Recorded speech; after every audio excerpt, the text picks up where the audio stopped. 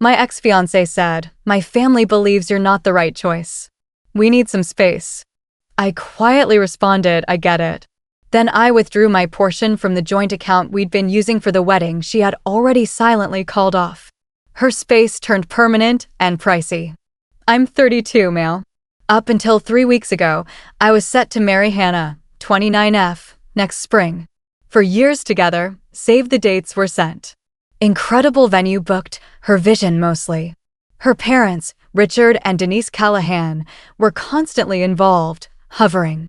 I always sensed they saw Hannah as compromising by choosing me. A team lead in IT, not born into wealth like them. It all came apart on a cloudy Thursday. Predictable.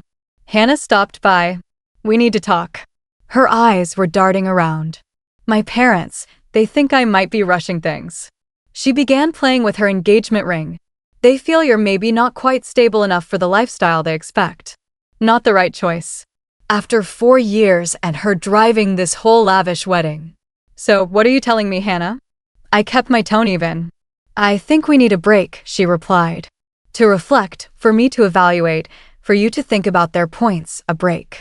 Just weeks before final vendor payments. After I had sunk a considerable 5-figure portion of my savings into our joint wedding fund, my $30,000 was deposited.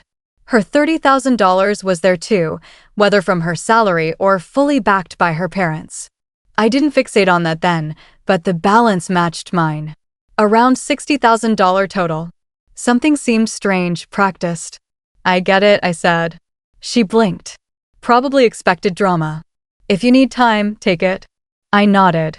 "How long?" "Few weeks, maybe a month." "All right." She walked out. The apartment echoed. An hour passed in numb silence, then came a cold, calculating frustration.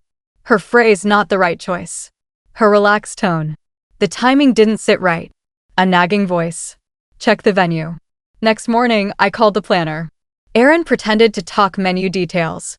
"Oh, Mr. Clark," she paused. "Actually, Hannah called Monday evening. She canceled the event."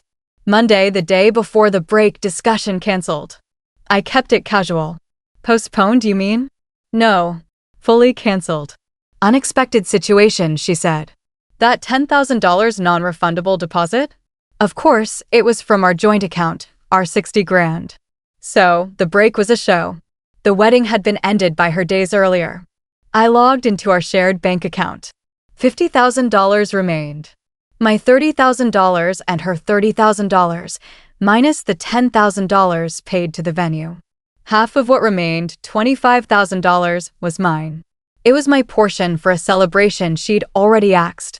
I transferred my $25,000 out. Clean. Then I messaged her. "Hannah, just heard from the venue you canceled everything Monday, before we talked. So this break sounds permanent. I've withdrawn my half of what's left in the wedding fund." "Fair enough, since the wedding's off. Hope you find what you're after." Then I blocked her, her family, and her closest friend Dana. Sometimes understanding becomes a really costly lesson for someone else. Update 1. A week later. The silence broke. Blocking doesn't mean silence nowadays. Thursday morning. Voicemail from an unknown number. "Hannah. Furious. Not upset. Adam. What the hell do you think you're doing? You took money from our joint wedding fund. You can't just take it. Call me back now. Our wedding, the one she canceled." Delusional. I didn't respond. Emails followed. From Hannah. "Major financial misunderstanding. You've made a grave mistake." Suddenly, I was a thief. I was petty, vindictive. According to her, the break wasn't a breakup, right? Her parents were outraged. Return her money. My $25,000 was suddenly hers. She insisted the cancellation wasn't finalized.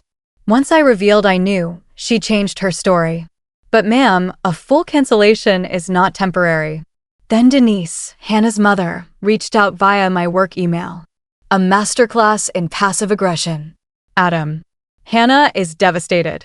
While we voiced mild concerns, your reaction has been extreme and unfair.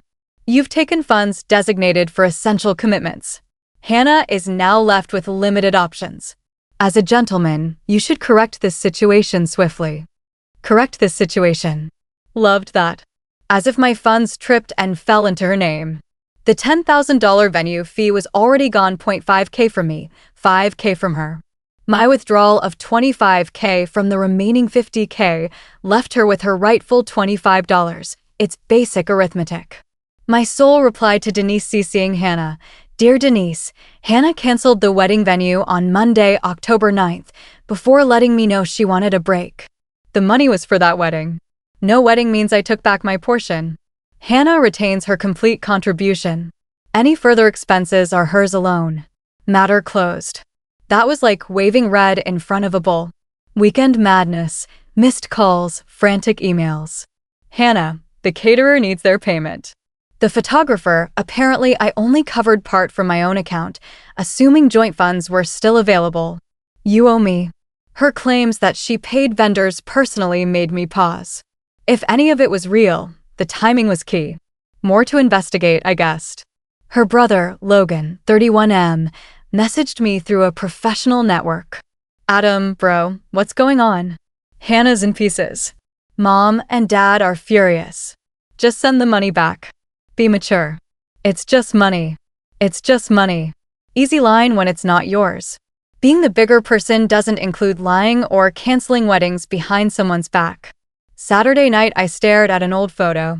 We looked happy. I felt like a fool. A flicker of regret. But then I remembered, not the right choice. Calm came back. Facts, not feelings. She made these choices. Now she's seeing the cost. Her break is permanent and pricey. Solid update too. A few weeks passed, temperature rising, not because of me. I'm still neutral. Calm, detached, collecting proof. Hannah and the Callahans, Richard, Denise, and Logan playing enforcer, have doubled down. Almost impressive, really. The games began. Vague, dramatic posts on social media. Hannah's cryptic sadness. Broken trust, rebuilding, her friend Dana chiming in. He never valued you. Annoying? Yes. Effective? Not at all. Then came the shared items strategy. Hannah emailed a list of things she wanted from my place. Some were gifts from her, no problem. But others? My stuff. Bought before Hannah. Sound system, artwork, I paid for it. Enjoying something together doesn't make it shared property. She also wanted kitchen gadgets from the wedding shower, items mailed to my address, gifted by my relatives. Clearly hers now, apparently. Not to be returned. The boldness. Then came the smoke screen, the financial mystery tactic. Her new angle: she covered thousands from her own accounts for wedding-related costs and expected reimbursement via our joint fund. She provided some documentation, but I never agreed to reimburse her for her personal outfit. Her gown is her gown. My tux is my tux. And those vendor deposits? Some were dated after she had already canceled the venue. So, she scrapped the main event, then kept spending? On what? A ghost wedding? Or did she think I wouldn't check? Now she wants me to split cancellation fees, including the $10,000 non-refundable venue deposit, half of which came from me. So she's asking me to pay again, to cover her half and mine, so she can be whole while I'm out 10 grand? That's elite-level delusion. Her parents support this circus. Denise called my mom. My mother, graciously blunt, said, Denise, sounds like Hannah made decisions without Adam and now doesn't like the results. Adam's a grown man. From what he's told me, he's done nothing wrong. That call didn't last long. Go, Mom. Logan, the moral compass, left more self-righteous voicemails. You're showing your real character, Adam. This isn't manly. You're abandoning her over a small misunderstanding.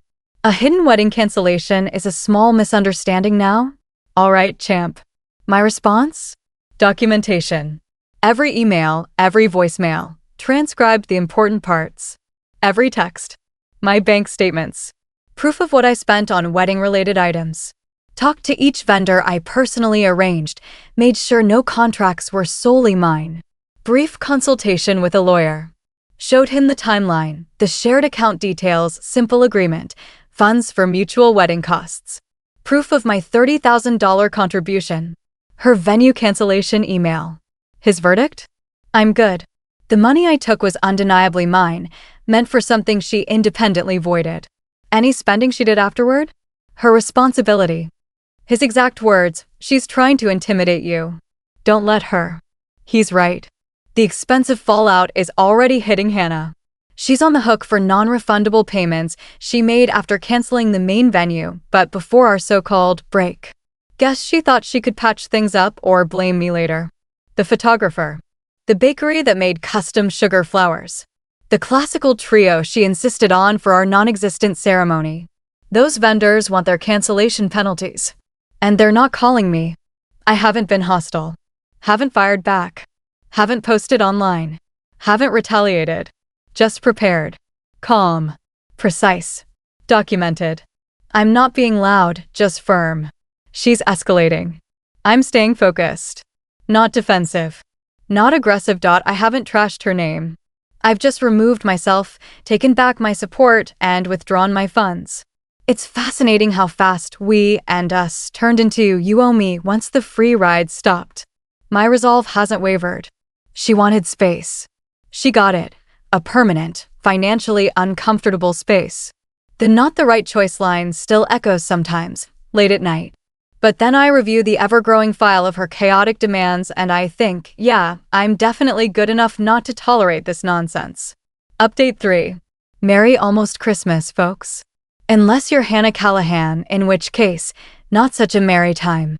The last month has been eye-opening. Their entitlement hit its dramatic climax and then, finally, the show started losing its audience. For me, it's been about firm, calm boundaries. The dirty plays kept rolling for a bit, then fizzled. Hannah, via her dad Richard, actually had a lawyer send me a letter. Full of hot air. Allegations of misusing joint marital funds, we weren't even married. Claims of emotional damage, breach of promise, from the engagement she called off. They demanded I return the $25,000 I took, plus $15,000 more to cover her vendor losses and emotional distress. So, $40,000 total. Utterly absurd. My lawyer, yes, I officially retained the one I'd consulted earlier, sent back a professional, 2-page rebuttal. Clear timeline. Attached venue cancellation records with date stamps before the break conversation. Bank statements showing my $30,000 deposit and $25,000 withdrawal, leaving her contribution intact minus the shared $10,000 venue deposit. A gentle but firm reminder that any other contracts or vendor losses were Hannah's alone, especially those made after she'd killed the main event. A concise legal note that her claims held no water, and if she pressed, we'd file counterclaims for harassment. We never heard from their attorney again. Probably realized that wasn't a case, it was a tantrum in legal letterhead. I imagine Richard wasn't thrilled about paying legal fees for a failure like that. The social media storm also quieted. Vague sad posts. When trust is shattered, that sort of thing. Dana, her cheerleader, began to go quiet too. Maybe the drama lost its shine. Or maybe they realized no donations were coming in. Then came the final sad attempts at confrontation. Hannah somehow got me on a call. I had unblocked her briefly, curiosity, I guess. Mistake. Or maybe not. It was clarifying. "Adam, you've destroyed everything," she sobbed. No greeting. Straight into victim mode. I'm drowning in debt. Vendors won't stop contacting me. My parents are livid. You did this. I did this. I stayed calm. Who secretly canceled the venue? I was under pressure. From my family. I was confused. But you didn't have to be so heartless. So vindictive. You took all that money. It was my money, Hannah. My half of a wedding you secretly canceled. What did you think I'd do? Let you use it for your single life? But the vendors. The deposits. A real man would have helped cover those to be a gentleman. There it was again, the gentleman card. A real man, I said, wouldn't have been deceived.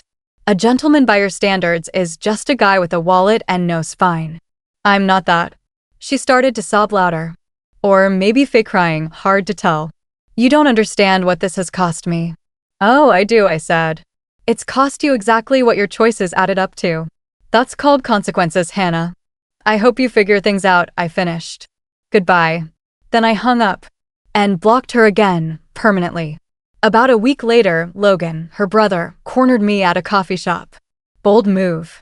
He marched up, trying to look intimidating. Adam, we need to talk about what you've done to my sister. Without even looking away from my laptop, I replied, Logan, there's nothing left to talk about. Your sister made choices. She's facing them. You and your parents helped guide those decisions. Maybe help her now. She was your fiancée, he snapped. You have a moral obligation. His voice was rising. People were watching. No, Logan.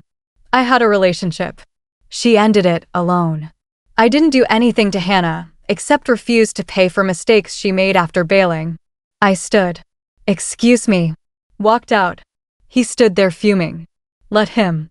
What I've heard from mutual circles, fractured now, but not silent, suggests Hannah's financial mess is considerable. The thousands she claimed to front? Turns out most of that was on high-interest credit cards. In her name. The vendors she ghosted? Many were small businesses. They pursued fees as they should have. The pressure from her family? Not supportive, just toxic. Denise is reportedly humiliated by the public fallout. Richard? Furious over the wasted money. Sure, they're probably helping her, but at a cost. I imagine the "we told you so" is endless. And I doubt they're being gentle.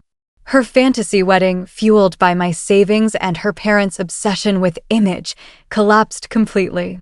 And she's stuck paying for the parts she refused to let go of, even after dropping the one thing that mattered. One last surprise. I got an email from Dana.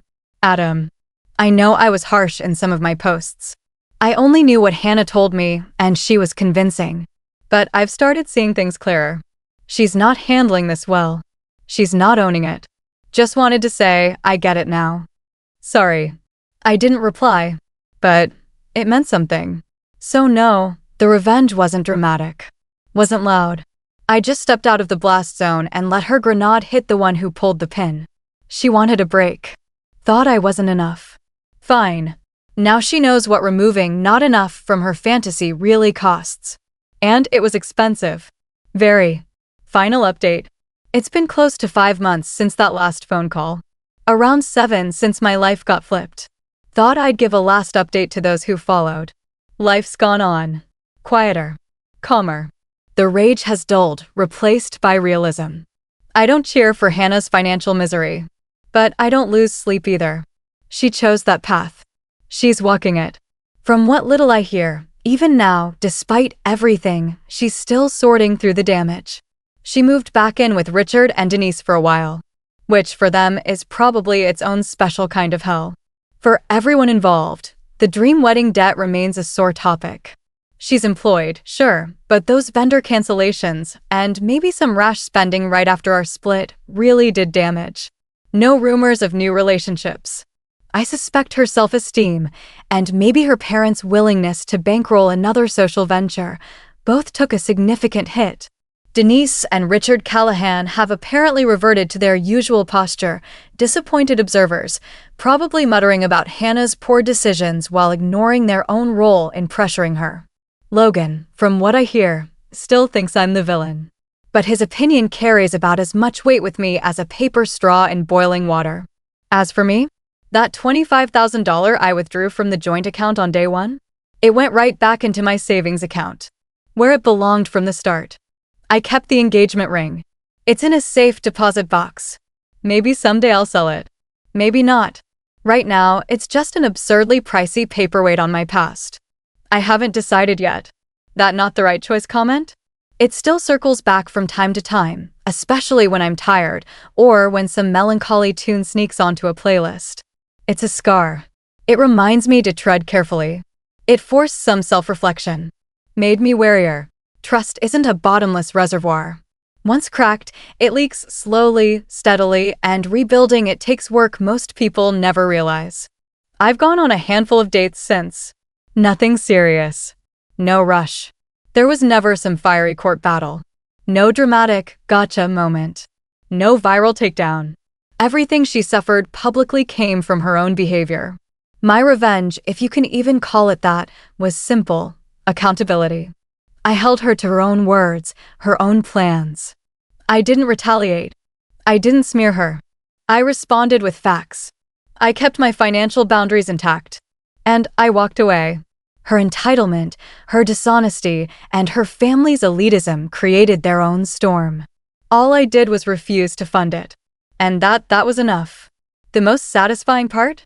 Realizing how calmly I handled it all. I didn't fall apart. I didn't lash out. I didn't bend to guilt. I kept my dignity and my focus. The moral clarity never wavered. She canceled the venue behind my back. She strung me along. She wanted me to foot the bill anyway. I said no. So no, this isn't a Disney ending. There's no poetic justice. No swoon-worthy reunion. Sometimes, the princess isn't looking for a partner, she's looking for a piggy bank. And sometimes, the guy deemed not good enough turns out to be the one smart enough to walk away, with his savings and self-respect still whole. It wasn't the ending I thought I'd have. After 4 years, it's easy to think it was all wasted. But truthfully, it wasn't. It showed me what lines not to cross, what traits not to ignore, what love isn't. It taught me how to stand up for myself, even when guilt and pressure are heavy. And I'm okay now. I'm really okay. Life continues. Quiet. Real. That feels like a win. Thanks for listening.